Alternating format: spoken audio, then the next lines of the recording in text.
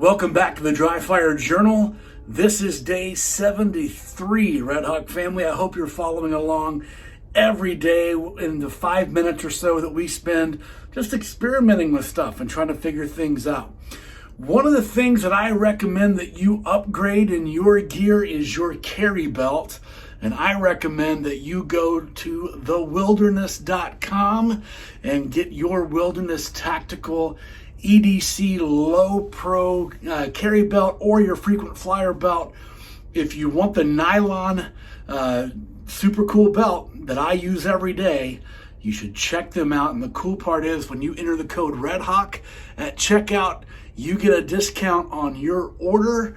And I'm super thankful to the Wilderness for letting the REDHAWK family have a great deal on their stuff. Today we're going to do a little micro experiment, and I'm going to show you that I have nothing in my chamber or barrel because of my barrel block, and I have the magazine blocked off with a little orange doodad that they partner with this when you buy one.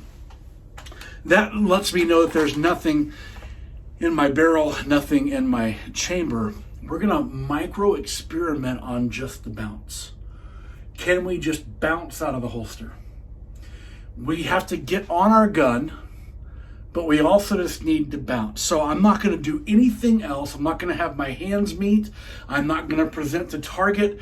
I'm just focusing on this one micro step of the drill, and that is, can I bounce out of the holster with my shooting hand the way I want it to be? With the 365 XL, I have learned the value of using what I've been told is called the claw style grip over this way instead of a drive with my thumb in between myself and my gun. And so let me look all the way into the holster. Can I just focus on defeating cover and bouncing out of the holster?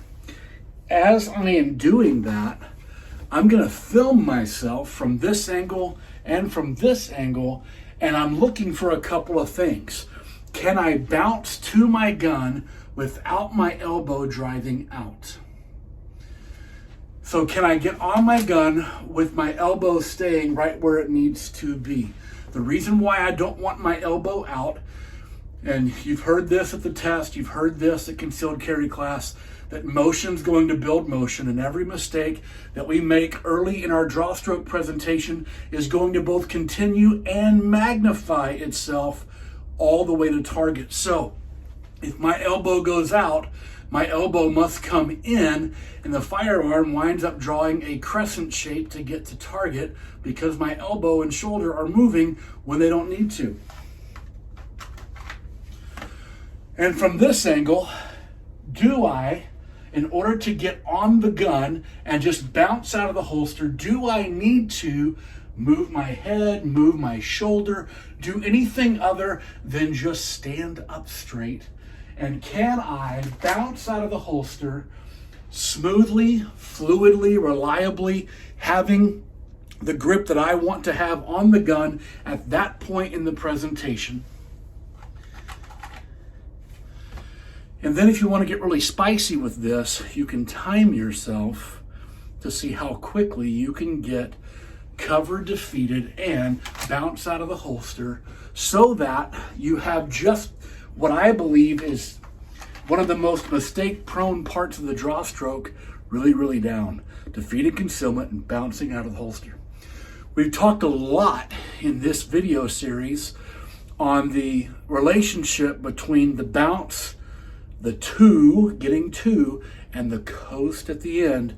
We've done a lot of work on coast. You've seen me not get my coast right at times. But we've also got to reverse engineer this and spend a lot of time just on the bounce. So get to work, let me know how it goes, and I'll see you tomorrow.